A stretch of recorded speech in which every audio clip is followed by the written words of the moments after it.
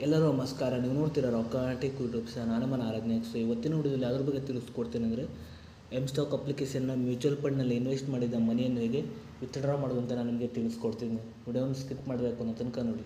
So ನೀವೇನಾದರೂ first time ಬಂದು YouTube channel ನೋಡ್ತೀರಾ ಅಂದರೆ ಈಗಲೇ ಸಬ್ಸ್ಕ್ರೈಬ್ ಮಾಡ್ಕೊಳ್ಳಿ, ಇನ್ನು ಆಲ್ ನೋಟಿಫಿಕೇಷನ್ ಮೇಲೆ ಕ್ಲಿಕ್ ಮಾಡ್ಕೊಳ್ಳಿ. ಸೊ ನೀವು ಹೀಗೆ ಮಾಡೋದ್ರಿಂದ ನಾ ಹಾಕೋ ಮೊದಲು ಬಂದು ತಲುಪುತ್ತೆ ಅಂತ ಹೇಳ್ಬೋದು. ಸೊ ಬನ್ನಿ ಇವತ್ತು ನೋಡಿ ಸ್ಟಾರ್ಟ್ ಮಾಡೋಣ.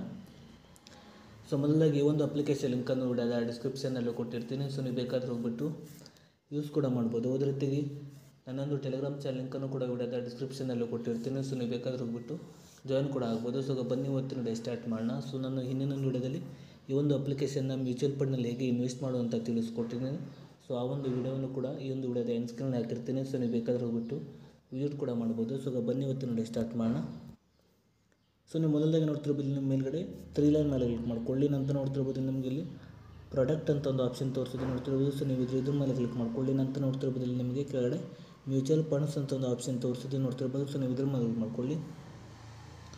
ಸೊ ನೀವು ಮ್ಯೂಚುವಲ್ ಫಂಡ್ಸ್ ಮೇಲೆ ಕ್ಲಿಕ್ ಮಾಡಿದ ನಂತರ ನಿಮಗೆ ಈ ರೀತಿ ರೂಪಾಯಿ ಓಪನ್ ಆಗುತ್ತೆ ಅಂತ ಹೇಳ್ಬೋದು. ನನ್ನ ಒಂದು ನೋಡ್ತಿರ್ಬೋದು ಇನ್ವೆಸ್ಟೆಡ್ ವ್ಯಾಲ್ಯೂ ಬಂದುಬಿಟ್ಟು ನೋಡ್ತಿರ್ಬೋದು 109 ಇದೆ. ಅದೇ ರೀತಿ ಅದರ ಒಂದು ಕರೆಂಟ್ ವ್ಯಾಲ್ಯೂ ಬಂದುಬಿಟ್ಟು ನೋಡ್ತಿರ್ಬೋದು 118 ಇದೆ. ಸೊ ಇದನ್ನು ಹೇಗೆ ರೆಡಿ ಮಾಡೋದಂತ ನಾನು ನಿಮಗೆ ತಿಳಿಸ್ಕೊಡ್ತೀನಿ. ಸೊ ನಂತರ ನೋಡ್ತಿರ್ಬೋದು ಇಲ್ಲಿ ಮ್ಯೂಚುವಲ್ ಫಂಡ್ ಮೇಲೆ ಕ್ಲಿಕ್ ಮಾಡ್ಕೊಳ್ಳಿ. ಸೊ ನಂತರ ಈ ರೀತಿ ರೂಪಾಯಿ ಓಪನ್ ಆಗುತ್ತೆ ಅಂತ ಹೇಳ್ಬೋದು. ನಂತರ ನೋಡ್ತಿರ್ಬೋದು ನಿಮ್ಮೊಂದು ಮ್ಯೂಚುವಲ್ ಫಂಡ್ ನಿಮಗೆ ಇಲ್ಲಿ ನೋಡ್ತಿರ್ಬೋದು ಕಾಣಿಸ್ತಿದೆ ಅಂತ ಹೇಳ್ಬೋದು. ಸೊ ಆ ಒಂದು ಮ್ಯೂಚುವಲ್ ಫಂಡ್ ಮೇಲೆ ಕ್ಲಿಕ್ ಮಾಡ್ಕೊಳ್ಳಿ. ಸೊ ಆ ಒಂದು ಮ್ಯೂಚುವಲ್ ಫಂಡ್ ಮೇಲೆ ನೀವು ಕ್ಲಿಕ್ ಮಾಡಿದ ನಂತರ ನಿಮಗೆ ಈ ರೀತಿ ರೂಪಾಯಿ ಓಪನ್ ಆಗುತ್ತೆ ಅಂತ ಹೇಳ್ಬೋದು. ಕೆಳಗಡೆ ನೋಡ್ತಿರ್ಬೋದು ರಿಡೀಮ್ ಅಂತ ಒಂದು ಆಪ್ಷನ್ ತೋರಿಸಿದೆ ನೋಡ್ತಿರ್ಬೋದು. ಸೊ ನೀವು ಇದ್ರ ಮೇಲೆ ಕ್ಲಿಕ್ ಮಾಡ್ಕೊಳ್ಳಿ. ಸೊ ನಂತರ ನೋಡ್ತಿರ್ಬೋದು ನಿಮಗೆ ಇಲ್ಲಿ ರಿಡೀಮ್ ಅಂತ ಒಂದು ಆಪ್ಷನ್ ತೋರಿಸಿದೆ. ಮೇಲ್ಗಡೆ ನೋಡ್ತಿರ್ಬೋದು ರಿಡೀಮ್ ಬೈ ಯೂನಿಟ್ಸ್ ಇದೆ. ಅದೇ ರೀತಿಯಾಗಿ ರಿಡೀಮ್ ಬೈ ವ್ಯಾಲ್ಯೂ ಅಂತಿದೆ. ಸೊ ನೀವು ರಿಡೀಮ್ ಬೈ ಯೂನಿಟ್ಸ್ ಮೇಲೆ ಕ್ಲಿಕ್ ಮಾಡ್ಕೊಳ್ಳಿ. ನಂತರ ನೋಡ್ತಿರ್ಬೋದು ನೀವು ಆಲ್ ಯೂನಿಟ್ಸ್ ಮೇಲೆ ಕ್ಲಿಕ್ ಮಾಡ್ಕೊಳ್ಳಿ. ನಂತರ ನೋಡ್ತಿರ್ಬೋದು ಇಲ್ಲಿ ಕೆಳಗಡೆ ನೀವು ರಿಡೀಮ್ ಅಂತ ಒಂದು ಆಪ್ಷನ್ ತೋರಿಸಿದೆ. ಸೊ ನೀವು ಇದ್ರ ಮೇಲೆ ಕ್ಲಿಕ್ ಮಾಡ್ಕೊಳ್ಳಿ. ಸೊ ನಂತರ ನೋಡ್ತಿರ್ಬೋದು ಇಲ್ಲಿ ಕೆಳಗಡೆ ವೆರಿಫೈ ಹೋಲ್ಡಿಂಗ್ ಅಂತ ಒಂದು ಆಪ್ಷನ್ ತೋರಿಸಿದೆ. ಸೊ ನೀವು ಇದ್ರ ಮೇಲೆ ಕ್ಲಿಕ್ ಮಾಡ್ಕೊಳ್ಳಿ.